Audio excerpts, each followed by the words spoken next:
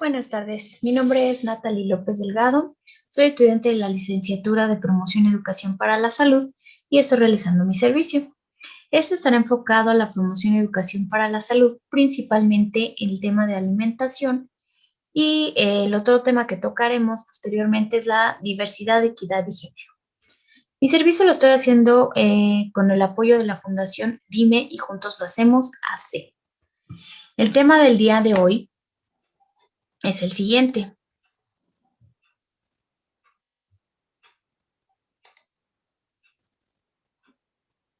Prevención de enfermedades metabólicas crónico-degenerativas. Vamos entonces a las preguntas detonadores que son, ¿qué son las enfermedades crónico-degenerativas? ¿Cómo nos contagiamos de estas enfermedades? ¿Cómo podemos prevenirnos de las enfermedades crónico-degenerativas? ¿Y qué importancia le debemos dar a estas enfermedades? Ok, comencemos entonces con el tema.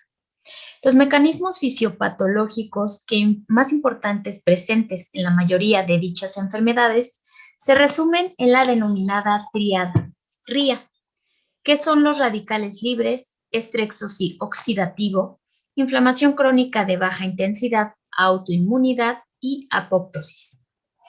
Hay enfermedades simples y complejas. Las primeras son aquellas que generalmente son resultado de alteraciones recientes sin modificar amplia o sustancialmente la fisiología del organismo. Por ejemplo, en el caso de una apendicitis, a pesar de que es una enfermedad pues grave y que en poco tiempo puede matar a una persona, simplemente con una intervención quirúrgica relativamente pues simple, se resuelve el problema y después del procedimiento aparentemente la fisiología pues se recupera.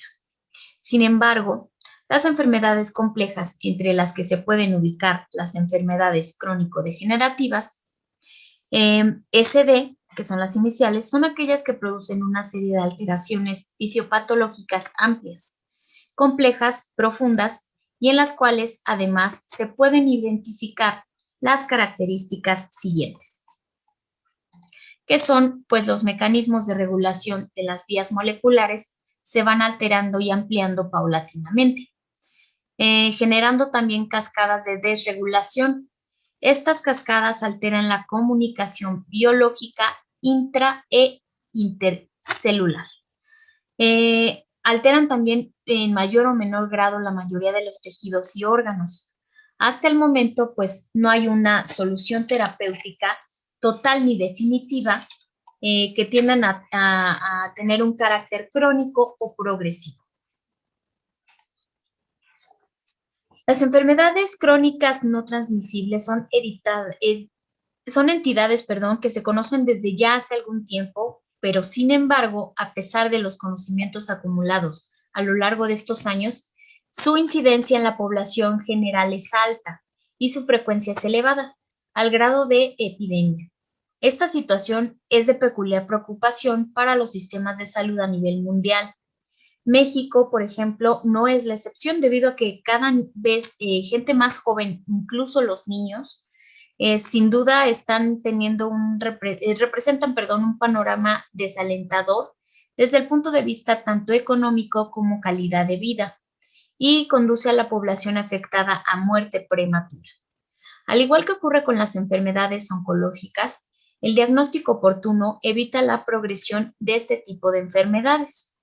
El laboratorio pues juega un papel importante para este fin porque si se puede diagnosticar una enfermedad a temprano proceso de esta, puede ser una mejor calidad de vida para el paciente. Desde el inicio del siglo pasado, los cambios ambientales, demográficos, económicos, sociales, culturales, aunados a los avances en el campo de la atención a la salud, han ido transformando las características de México y han influenciado el comportamiento epidemiológico de las enfermedades, así como las características relacionadas con la presencia de patología o muerte en la población mexicana. Esto trajo como consecuencia cambios en los estilos de vida y el surgimiento de exposición a otros tipos de riesgo, que se constituyen como los principales factores responsables de enfermedad. Entre ellos, estrés, tabaquismo, hipertensión arterial, sedentarismo patrón alimentario diferente compuesto por alimentos de alta densidad energética, el sobrepeso, por supuesto, obesidad y niveles de colesterol elevado. Las enfermedades crónicas no transmisibles se constituyen como uno de los mayores retos que enfrenta el sistema de salud debido al gran número de casos afectados, su creciente contribución a la mortalidad general, la aparición en edades cada vez más tempranas, el hecho de que son la causa más frecuente de incapacidad prematura, así como la complejidad y costo elevado de su tratamiento. La alimentación, pues, también juega un papel muy importante en este tipo de enfermedades. En la evolución humana ha presentado una transición a lo largo de la historia que va desde la obtención de fuentes de energía y proteína de frutas, verduras, nueces y raíces, y en los primeros homínidos hasta llegar a nuestros días, donde las principales modificaciones en la dieta son la mayor ingesta de energía a partir de grasas saturadas, ácidos grasos y ácidos grasos omega 6, lo que ha llevado sin lugar a dudas a la discordancia evolutiva.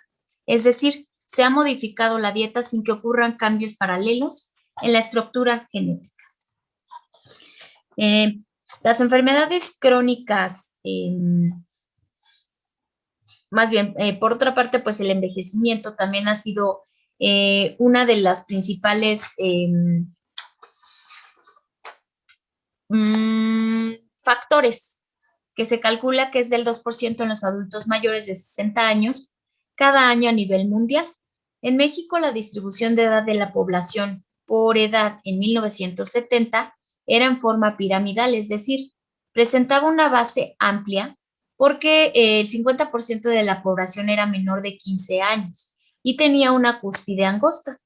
Para el año 2000, la pirámide se abultó en el centro debido al aumento de las personas en edades medias y la disminución de los menores de 5 años. Para el año 2050, pues debido a la reducción de las tasas de natalidad y el incremento de la esperanza de vida, se prevé una mayor proporción de población senecta. Este comportamiento demográfico de México, junto con el aumento de sobrepeso y obesidad, agregará mayores condiciones de riesgo para la población adulta. Pues tenemos las complicaciones de las asociadas con ERC, incluyen una elevada mortalidad cardiovascular, síndrome anémico, empeoramiento de la calidad de vida, deterioro cognitivo y trastornos óseos y minerales que pueden culminar en fractura. Debemos también de ver que se origina como consecuencia de diversos factores de riesgo que se clasifican en factores de susceptibilidad, que son aquellos que aumentan la posibilidad de padecer esta enfermedad. La edad, por ejemplo, pues no es un factor determinante, pero la función renal se va deteriorando lentamente y progresivamente.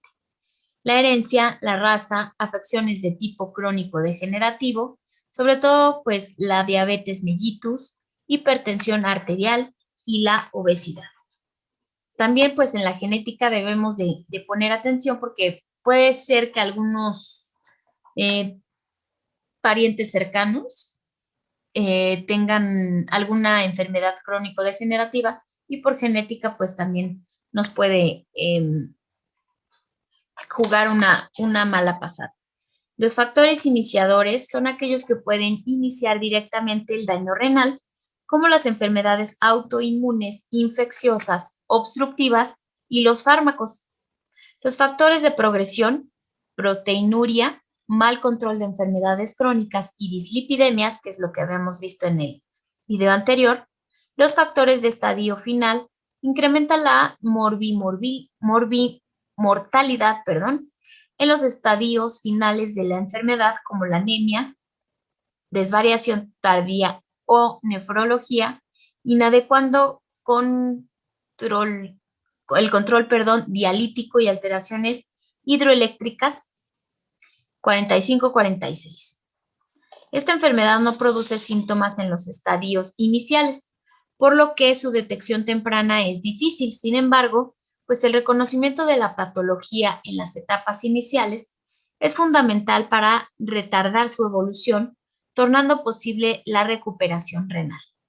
La cuantificación de la excreción urinaria de albumina en orina de 24 horas en el estudio más recomendado es el estudio más recomendado para la evaluación del daño renal.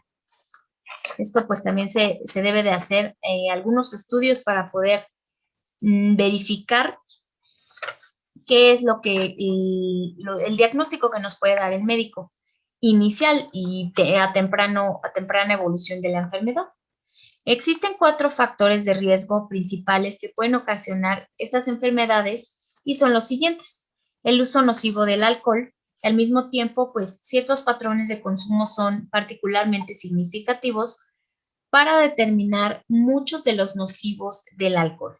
El volumen de alcohol consumido en una ocasión está relacionado con consecuencias agudas como intoxicación por alcohol, violencia y lesiones. Se estima que la prevalencia de HED, 60 gramos de alcohol puro al menos una vez al mes, es del 13.7% en las Américas y el 22% entre los bebedores, 1 de cada 5 bebedores. Cada ocasión se ocasiona con un alto riesgo de consecuencia aguda y cuanto mayor pues es la frecuencia de estas ocasiones, esta será mayor el riesgo de enfermedad crónica, incluyendo pues cáncer, cirrosis hepática y trastornos por consumo del alcohol. Otra sería la actividad física insuficiente. Esto también pues lo vimos anteriormente en los videos. La evidencia disponible también muestra que la actividad física está positivamente relacionada con la salud cardiorrespiratoria y metabólica en niños y jóvenes. Se esperan beneficios para la salud en la mayoría de los niños y jóvenes que acumulan 60 o más minutos de actividad física moderada o vigorosa al día. Pero desafortunadamente la obesidad ha alcanzado proporciones epidémicas en las Américas y los esfuerzos centrados en la alimentación saludable y la promoción de actividades físicas, pues desempeñan un papel preventivo importante. Las estimaciones notificadas sobre la actividad física insuficiente para el 2010 en adolescentes y poblaciones adultas son similares a nivel mundial, desgraciadamente. Aproximadamente el 81% de los adolescentes que iban a la escuela, de 11 a 17 años aproximadamente, no eran suficientemente activos físicamente en las Américas y con niñas de 87.1% ser menores activos que los pequeños del 75.3%. Pues esto realmente es muy preocupante porque sí deberíamos de enseñar a nuestros niños a tener un poco más de movilidad, ejercicio, para que puedan tener una buena calidad de vida, buena alimentación y que pues no caigan en la obesidad o el sedentarismo. Otro factor es la ingesta de sal o el sodio. La hipertensión y las enfermedades cardiovasculares se asocian con un mayor consumo de sal dietética, sodio. Los altos niveles de consumo de sal contribuyen aproximadamente el 30% de los casos de hipertensión, desgraciadamente. La OMS recomienda reducir la ingesta de sal a menos de 5 gramos al día, que equivalen a 2 gramos al día de sodio, para reducir la presión arterial y el riesgo de enfermedad coronaria y accidente cerebrovascular. Aquí tenemos un ejemplo de cómo ocurre un ataque cerebrovascular. Dice, el ictus es una enfermedad cerebrovascular que afecta los vasos sanguíneos que suministran la sangre al cerebro y altera las funciones de determinadas regiones. ¿Cómo se produce? Pues la circulación sanguínea de una parte del cerebro se interrumpe. En el área afectada, la falta de oxígeno provoca lesiones o la muerte de tejido cerebral y es cuando se provoca un infarto cerebral. Los síntomas pues aparecen en el lado opuesto del cerebro que sufrió la lesión, que son la falta de sensibilidad y movilidad en cara, brazos y piernas, dolor de cabeza intenso, dificultad para hablar o comprender, vértigo, inestabilidad, pérdida de la visión. Los factores de riesgo pues es la edad avanzada, la herencia familiar, presión sanguínea elevada, si fuma, si toma alcohol o drogas, la diabetes, el colesterol alto y la enfermedad cardíaca. Yo como experiencia personal les puedo comentar que mi papá sufrió de un ataque de estos y estuvo mucho tiempo con medicamento y pues sí se vio muy afectado. Hasta la fecha pues ya no puede trabajar y ha tenido muchas complicaciones. También el consumo del tabaco pues es un factor de riesgo común de enfermedades cardiovasculares, el cáncer, enfermedades respiratorias crónicas y diabetes. También tiene una relación casualidad con muchas otras enfermedades y efectos adversos para la salud. La aplicación de las políticas de control de tabaco tendrá un impacto positivo en la disminución de la carga de las ENT. La carga de muerte, enfermedades y discapacidades relacionadas con las ENT afecta a todos, pero está muy concentrada en los países de ingresos bajos y medianos. Estas actúan como obstáculos clave para el desarrollo y el alivio de la pobreza y como tales pues forman parte de la Agenda de Desarrollo Sostenible. Entre las EDC más conocidas o reconocidas se encuentran la diabetes mellitus, obesidad, cáncer, hipertensión arterial sistémica, osteoartritis, enfermedades cardiocerebrovasculares, enfermedad pulmonar obstétrica crónica que es el EPOC, asma, hipertensión pulmonar, sarcopenia, enfermedades reumáticas como la artritis reumatoide, lupus eritematoso sistémico, síndrome de Sjögren, psoriasis, esclerodermia, espondilitis anquilosante y la esclerosis múltiple, depresión, enfermedad de Alzheimer y de Parkinson. La posibilidad de presentación concomitante es lo común. Por ejemplo, enfermedades metabólicas como la diabetes se han asociado a trastornos neuropsiquiátricos como trastorno depresivo mayor, esquizofrenia, deterioro cognitivo leve y EA. Tenemos periodos para estas enfermedades crónico-degenerativas y pues ahorita los vamos a ir explicando. La base de su manejo está en la prevención para minimizar y, de ser posible, pues evitar que se generen cascadas de desregulación, complicaciones y secuelas. Las enfermedades crónicas expresan falta de prevención. Puede facilitar el desarrollo de otras enfermedades, algunas simples y otras más profundas. El estrés, por ejemplo, que genera sobre la salud, pues es permanente. Se trata de un estímulo nocivo de baja intensidad con resultados letales a largo plazo. La enfermedad compleja es resultado de la interacción de dos fuerzas: una tendencia mórbida resultante de la predisposición genética, de los factores ambientales y adquiridos propicios para la enfermedad, y una fuerza opositora a esta tendencia que pues por ahora llamaremos reserva biológica homeostática o función homeostática. Si la primera vez pues vence sobre la segunda, entonces se presentará una enfermedad que se compone de 3 peldaños o escalones. El primer peldaño pues es el menos grave, que es el que vamos a explicar a continuación. El primer peldaño es el periodo prodrómico. Se caracteriza por alteraciones biomoleculares o clínicas propias de la enfermedad, que potencialmente pues, se presentan en el futuro.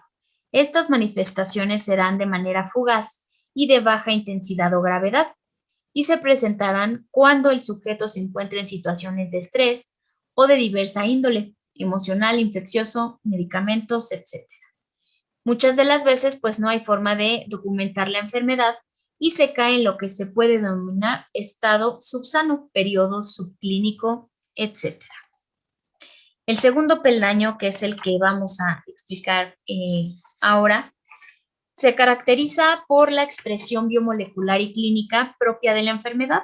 Generalmente las expresiones son muy floridas y evidentes. Aquí ya existen los suficientes elementos para documentar la enfermedad. Sin embargo, pueden alternarse periodos cada vez más fugaces de normalidad contra expresiones propias de la enfermedad. Es decir, si la enfermedad crónica es la hipertensión, pues prevalecen los periodos de hipertensión contra los episodios fugaces de normatensión. Estos periodos fugaces de normalidad se presentan cuando la persona se encuentra en un nivel bajo de estrés.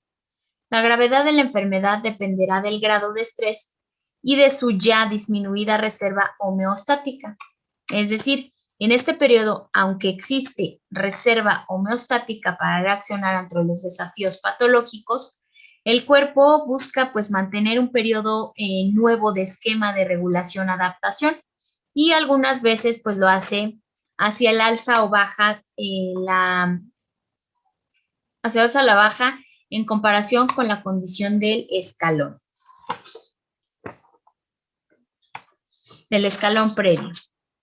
El tercer peldaño es el periodo de daño multiorgánico o la muerte. Como ocurre en el segundo peldaño, pues este no regresa al peldaño anterior. Son pacientes que requieren cuidado médico continuo, pues casi siempre dependen de uno o varios cuidadores y los internamientos en hospitales pues son más frecuentes y prolongados. El gasto médico social es el más elevado de los tres peldaños. Muchos de los pacientes pues se encuentran en la condición de cuidados paliativos. Casi siempre pues hay daño en varios órganos fundamentales que son el riñón, el hígado, pulmones, corazón, cerebro, etc. Muchas funciones pues están reducidas también, que es la agudeza visual, agudeza mental, auditiva, emocional, mal control de esfínteres y la sarcopenia, que es la más grave. Las infecciones pues son frecuentes y de difícil control. La reserva homeostática está muy disminuida aquí y es donde se puede observar el valor de dicha reserva. Son las variaciones de mínimas de un parámetro. Las alteraciones clínicas y biológicas pues son exageradas. En un paciente, por ejemplo, diabético que padece de insuficiencia renal crónica terminal, con daño en el corazón o en el hígado, subir la ingesta de cloruro de sodio, pues son unos cuantos gramos, puede desencadenar reacciones patológicas desproporcionadas o desorganizadas. Sube o baja la presión, sube o baja la glucosa, etc. Es por eso que se debe de tener mucho cuidado con la ingesta de los alimentos. La insuficiencia renal crónica terminal, la insuficiencia cardíaca congestiva, la enfermedad cerebrovascular y la hipertensión pulmonar, pues son ejemplos de esta etapa. Aquí tenemos los ejemplos de las agudezas que presentan este peldaño, que es el más grave de las enfermedades crónico-degenerativas. Bueno, pues a las conclusiones que llegamos de este tema son los cambios del estilo de vida, pues, y la mayor esperanza para una vida mejor en los últimos años han modificado los patrones de enfermedad y de muerte en México. Nuestra pirámide poblacional, pues, determina que la mayoría de los adultos, el 75%, tienen menos de 55 años. Y a pesar de que la prevalencia de los factores de riesgo para desarrollar este tipo de enfermedades es mayor a partir de los 40 años. En datos absolutos, el número de millones de personas portadoras de estos factores de riesgo se ubica en la población económicamente activa.